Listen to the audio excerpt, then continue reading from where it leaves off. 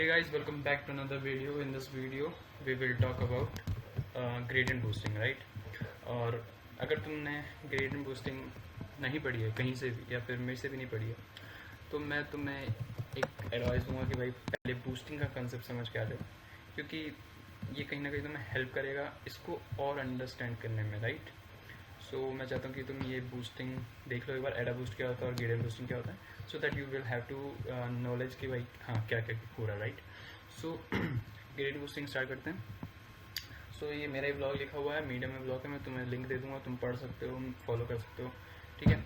और कनेक्ट करना मेरे साथ, ओके?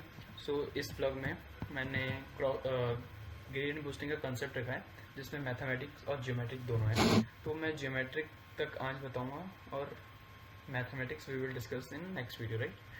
ओके, दो वीडियो में आएगा, फर्स्ट पार्ट और second part. This video is first part. So let's start की what is gradient boosting. Gradient boosting भी सेम बूस्टिंग का ही, सिंस इसका नाम बूस्टिंग है दैट इज वाई इट नाम बूस्टिंग भी इसी वजह से पड़ा है, because it takes boosting concept, right? So boosting concept में क्या है कि भाई ये सीक्वेंशियल मॉडल्स को ट्रेन करता है, और वो जो सीक्वेंशियल मॉडल्स होते हैं हर एक मॉडल अपने प्रीवियस वाले का एरर को फाइंड करने की कोशिश करेगा या फिर एरर को कम करने की कोशिश करेगा, और sequentially we will get the model which is much more better than the individuals models, right? और ये जनरली ये बेस मॉडल या फिर जो वीक लर्नर्स होते हैं वो कुछ नहीं, वो डिसीजन ट्रीज होते हैं. बट ये है कि हम ग्रेडियंट बूस्टिंग में डिसीजन ट्रीज की लेंथ ऑलमोस्ट 8 से 64 आई गेस, जितना मुझे याद है, इन दोनों के बीच में रखते हैं. और इसमें हमें बेस्ट रिजल्ट मिल जाते हैं. लाइक हमने देखा था लाइक एडा बूस्ट में we were taking only one decision stumps, that is one depth of a decision trees, मतलब कि एक ही कट मार सकता है हमारा डेटा पे डिसीजन ट्रीज. बट इस केस में 8 से 64 के बीच में हम रख सकते हैं, okay? So this is gradient boosting. Now let's talk about की पॉइंट्स कि भाई क्यों या फिर क्या करता है, राइट? तो ग्रेडियंट बूस्टिंग एक स्टेप बाई फैशन में मॉडलिंग करता है जो कि काफ़ी अच्छा परफॉर्म करता है. इसलिए तुम इसमें देखोगे कि भाई जो हमारे त्यांची येन थे एक्जी बूस्ट के क्रिएटर, उन्होंने भी ग्रेडियंट बूस्टिंग को ही यूज़ किया है as for the XG boost. And या it is such a powerful library that it help them to won Kaggle competitions. So yeah, this is the base is gradient boosting. It is such a powerful technique, right? So each individual model focus on the residuals of a previous model, right? और इसमें क्या होता है कि हम create कर रहे हैं फाइनल स्ट्रॉन्ग मॉडल जो कंबाइन करेगा नॉलेज ऑफ सब सारी के सारे प्रीवियस मॉडल्स की. काम कैसे करता है? ये 5 स्टेप्स होते हैं. इनिशियलाइजेशन, सबसे पहले हम इनिशियलाइज करते हैं कि भाई हमारे हर रो का वेटेज क्या होगा, वो इनिशियलाइजेशन होता है, राइट? तो इनिशियलाइज में हम अगर रिग्रेशन प्रॉब्लम कर रहे हैं तो जो वेटेज होगा वो कुछ नहीं होगा, या फिर जो प्रिडिक्शन होगी पहले मॉडल की वो कुछ नहीं होगी, वो हमेशा मीन होगा सारे के सारे टारगेट वेरिएबल का, राइट? और अगर हमारा क्लासिफिकेशन है तो हम एक कांस्टेंट वैल्यू के साथ स्टार्ट कर लेते हैं, और eventually we will reach to the best weightage of the rows, okay? फिर we will calculate the residuals कि भाई एक्चुअल कितना था और हमने हमारे मॉडल ने क्या प्रेडिक्ट करा. पहले वाले के लिए हमेशा ये रहेगा मीन, राइट? और फिर धीरे धीरे हम क्या करते हैं, वेटेज देने लग जाते हैं. फिर हम क्या करते हैं, फिट करते हैं न्यू मॉडल को, वो प्रिडिक्ट कराएगा रेजिडुअल्स. यहाँ पे ये बात है कि उसकी हम एरर्स को ही प्रेडिक्ट कराना चाहते हैं कि भाई पिछले वाले ने कितनी गलती करी होगी, तुम प्रेडिक्ट करो. और जितना ज़्यादा सही रेजिडुअल्स को कैलकुलेट कर पाएगा आगे वाला मॉडल, उतना ही नॉलेज बढ़ेगी उस एनसेम्बल की, दैट इज़ ग्रेडियंट बूस्टिंग की, राइट? पूरे मॉडल की एक अच्छी सी या फिर कह सकते हो एक इन्फॉर्मेशन बढ़ेगी, जिससे हमारा मॉडल कहीं ना कहीं बेटर जनरलाइज करेगा. फिर हम करते हैं अपडेट प्रेडिक्शंस. वही हम एडजस्ट करते हैं प्रेडिक्शंस को by adding a new models prediction to scale of a linear learning rate.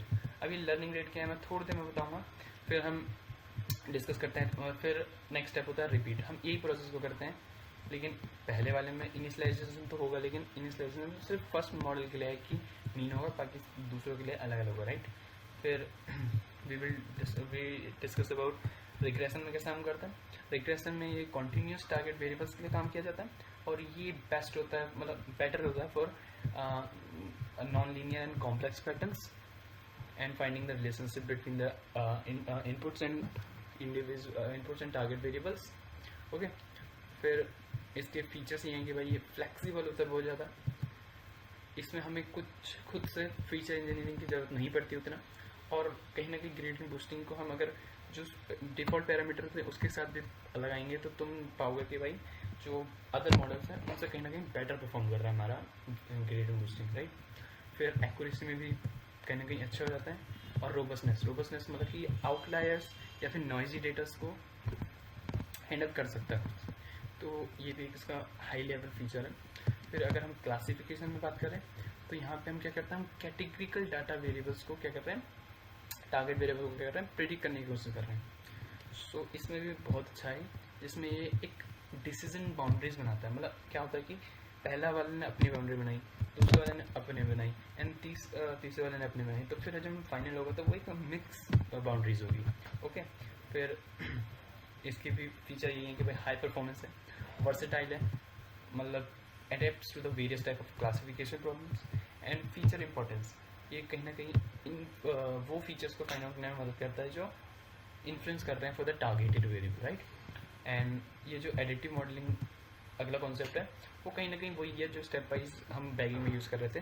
That what I said in the starting of the video कि भाई एक बार बैगिंग पढ़े आओ, फिर उसमें हम एडिटिव मॉडलिंग कई कॉन्सेप्ट यूज़ करते हैं, जिसका मतलब है कि हम मल्टीपल वीक लर्नर्स को ऐड कर रहे हैं so that we have the better model for the generalisation and for the purpose of the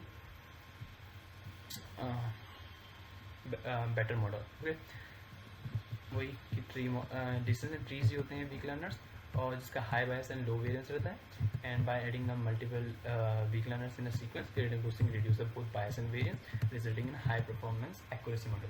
so ये थोड़ी सी मैथमेटिक्स है, अब we will discuss about in next video, but एक बार ज्योमेट्रिकल स्पीकिंग देखते हैं कि ज्योमेट्रिकली कैसे काम करता है। तो ज्योमेट्रिकल कैसे काम करता है कि पहले ये हमारा ट्रेनिंग डेटा है, राइट। अगर तुम नीचे देखोगे इट इज़ ट्रेनिंग डेटा, जिसपे ट्री वन एक पैटर्न एक बाउंड्री खोज देता है, और तुम तो कहोगे यार तुम तो कह रहे थे कि भाई क्लास वेटेज देता है, मीन होता है, तो ये मीन नहीं है, वो बस क्लास का वेटेज देता है। इट इज़ नॉट कि भाई वो ट्री जो ट्रेन हो रहा है वो अपने कट्स नहीं मारेगा, वो अपने कट्स मारेगा ट्रेनिंग सेट पे, बट इट इज़ कि भाई हर एक रो इनिशियलाइज होगी उस वेटेज से कि भाई each row is this much weightage for the prediction for that model, right? This is what it is.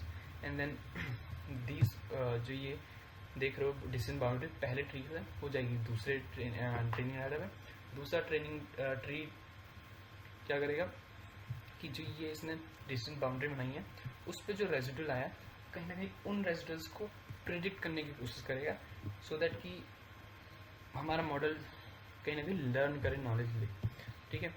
और ये प्रोसेस कंटिन्यू होती जाएगी जब तक हमें एंड में एक बढ़िया सा जनरलाइजेशन डिसीजन बाउंड्री ना मिल जाए फॉर कॉम्प्लेक्स पैटर्न्स और as well as in the classification problem. Okay, फिर अगर ये ग्राफ देखो दूसरा जिसमें एरर आइट्रेशन है, यू विल एनकाउंटर दैट कि भाई जैसे जैसे हमारे डिसीजन ट्रीज बढ़ रहे हैं, जैसे जैसे हमारा आइट्रेशन बढ़ रही है, जैसे जैसे हमारे नंबर ऑफ वीक लर्नर्स बढ़ रहे हैं, हमारे कहीं ना कहीं एरर रेट कम होते जा रहा है, और this is statistically proven that this works, right. और ये RUC AUC ग्राफ है, you can interpret that. And if you talk about pros and cons of the gradient boosting, it is highly flexible as I said, it is handle multiple data type that अगर मतलब तुम्हारे data में categorical variable है और numerical variables भी हैं, तो कहीं ना कहीं ये दोनों के दोनों को एक साथ हैंडल करने में मदद कर सकता है हमारा ग्रेडियंट बूस्टिंग।